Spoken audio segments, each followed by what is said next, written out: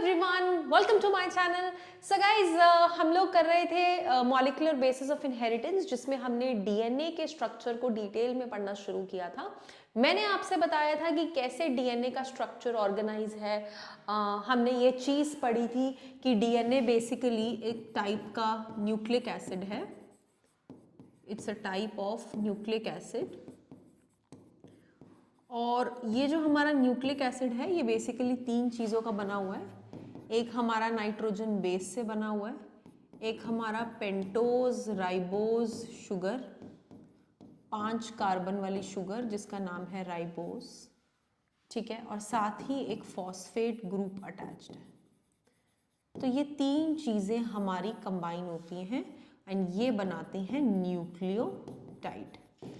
Further जो ये हमारा न्यूक्लियोटाइड है जिसके अंदर ये तीनों चीज़ें हैं, ऐसे न्यूक्लियोटाइड्स अपने आप को अरेंज करते हैं इन अ लॉन्ग मैनर, और इस पूरी न्यूक्लियोटाइड चेन से क्या बनती है? Nucleic acid. करेक्ट। देन हमने ये चीज़ पढ़ी थी कि जो ये न्यूक्लियोटाइड चेन्स है ये डबल अरेंज्ड होती है। कैसे? ये एक पॉलीन्यूक्लियोटाइड चेन है और इसी के साथ ये दूसरी पॉलीन्यूक्लियोटाइड चेन है।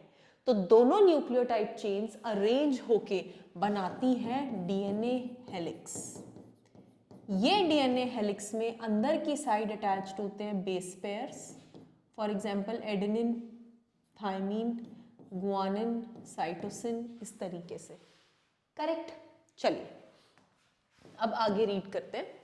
Taking the distance between two consecutive base pairs as 0.3 nanometres, मतलब जैसे ये दो बेस पेयर्स के बीच का डिस्टेंस है 0.3 nanometers. Okay, this 0.3 nanometers is approximately what? It is approximately 0.34 into 10 raised to power minus 9 meters. अगर मैं मैथमेटिकली इसको मीटर्स में कैलकुलेट करूँ तो, सॉरी, ठीक है।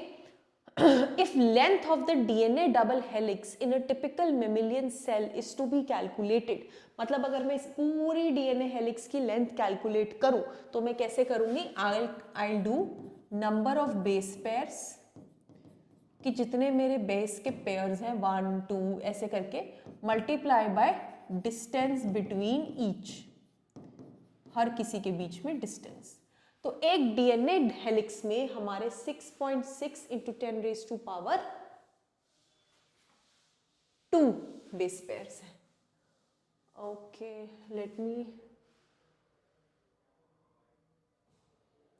let me see it correctly. Actually it's not clearly mentioned, just give me a second. It is actually written 10 power 9. So number of base pairs are 6.6 into 10 raised to power 9, multiply the distance 0.34 into 10 raised to power minus 9. So this will cancel out since we have same base, so the power will get plus. So 9 plus minus 9 is 9 minus 9, that is 0.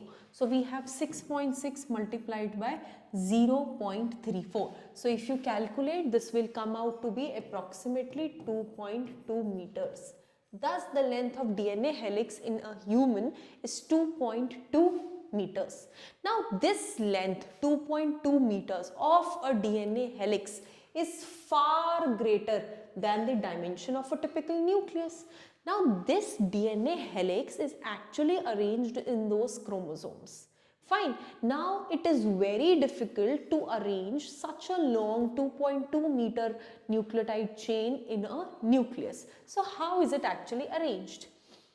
Nucleus is approximately 10 raised to power minus 5 meter. It's too small, correct? So in prokaryotes, for example, such as E. coli, Escherichia coli, a bacteria, though they do not have a defined nucleus. We have always read this example under prokaryotic cell. Okay, it does not have a well-defined nucleus, but DNA is not scattered throughout the cell. The DNA is never scattered throughout the cell. What actually happens? DNA being negatively charged is held with some proteins. Okay, DNA that is negatively charged is held with some positively charged proteins due to the force of attraction. Now, since the proteins are present in the cytoplasm, they are holding the DNA and forming a structure called as nucleoid in the prokaryotes, and hence we say that in prokaryotes we do not have a well-defined nucleus, but the DNA is scattered all over the cell.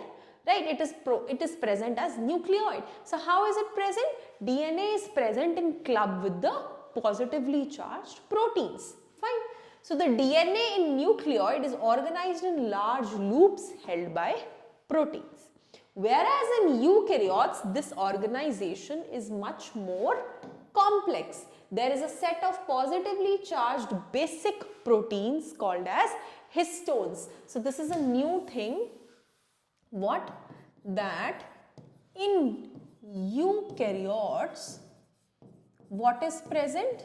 In eukaryotes, we have positively charged proteins which we call it as histones. तो हमें prokaryotes के proteins का नाम नहीं mention किया, लेकिन हमें eukaryotes में उन्होंने स्पेसिफिकली बताया कि कुछ प्रोटीन्स होती हैं जिन्हें हम क्या कहते हैं? हिस्टोन्स.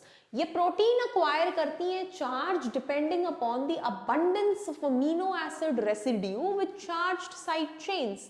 अब आपने 11th क्लास में बायोमोलिक्यूल्स चैप्टर में अमाइनो एसिड का स्ट्रक्चर पढ़ा होगा, जिसमें CH2 के साथ कार्बोक्सिलिक एसिड ग्रुप है एक तरफ, एक में अमोनिया ग्रुप है और एक R ग्रुप है. ठीक है ना? तो ये प्लस होता है, ये माइनस होता है ज्यूटेनाइनिक फॉर्म में. बायोमोलिक्यूल्स में कराया हुआ है ये. राइट. तो वो बोल रहे हैं कि जो प्रोटीन्स के ऊपर चार्ज आता है वो डिपेंड करता है कि कौन सी अमीनो एसिड अबंडेंस में है, पॉजिटिव कि नेगेटिव. ठीक है. हिस्टोन्स मोस्टली रिच होते हैं इन बेसिक अमीनो एसिड रेसिड्यूज. जो हमारी हिस्टोन नाम की प्रोटीन्स हैं उसके अंदर मोस्टली जितने अमीनो एसिड्स हैं वो बेसिक हैं, मतलब उसमें इसका रेशो ज्यादा है. ठीक है. Like lysine and arginine. So please mark that histones are having which amino acids? Histones are proteins made up of amino acids. Which amino acids? Lysine and arginine. Lysine and arginine. Okay. Both the amino acid residues carry positive charge in their side chain. So hence the amino acid is positively charged and thus the protein. Histones are organized. Now these histone proteins are organized to form a unit of 8 molecules called as histone octamer. For example, 1 histone protein, 2 histone protein, 3, 4, 5, 6, 7, 8 like this. They are arranged together in an octamer. Okay. The negatively charged DNA is wrapped around this positively like this. DNA is wrapped around this because it is negatively charged, and this red one was positively charged. Okay. To form a structure called as nucleosome. Now when this positively charged histone has negatively charged DNA over it, we together call it as nucleosome. Okay, इसे nucleosome कहा जाता है. ठीक है. एक typical nucleosome के अंदर 200 base pairs होते हैं डीएनए हेलिक्स के. ठीक है. न्यूक्लियोसोम के अंदर तो ये कितने बेस पेयर्स वाला डीएनए? 200 base pairs. न्यूक्लियोसोम के अंदर रिपीटिंग यूनिट ऑफ स्ट्रक्चर्स हैं जिन्हें हम बोलते हैं क्रोमेटिन. तो ये धागों की तरह जो रैप हुआ है, this is actually chromatin. Thread like stained colour body seen in the nucleus. वो क्रोमैटिन एक्चुअली क्या था? वो क्रोमैटिन यही डीएनए के धागे हैं जो हिस्टोन के ऊपर रैप हुए हुए हैं, तो जिन्हें हम न्यूक्लियोसोम कह रहे हैं. तो न्यूक्लियोसोम किसका कंसिस्ट कर रहा है? Of chromatin. ठीक है जी. The nucleosomes in chromatin are seen as beads on string structures. तो ये न्यूक्लियोसोम कैसे दिखते हैं? जैसे ये धागा चला आ रहा है स्ट्रिंग, तो इसके ऊपर ऐसे like this. These are the nucleosomes. ठीक है, तो ये धागा क्या है, ये धागा क्रोमेटिड है, ठीक है, क्रोमेटिन सॉरी, ठीक है, और ये जो गोले हैं ये न्यूक्लियोसोम्स हैं, ये सब मिलके ये बड़ा सा थ्रेड बनाएंगे। ओके,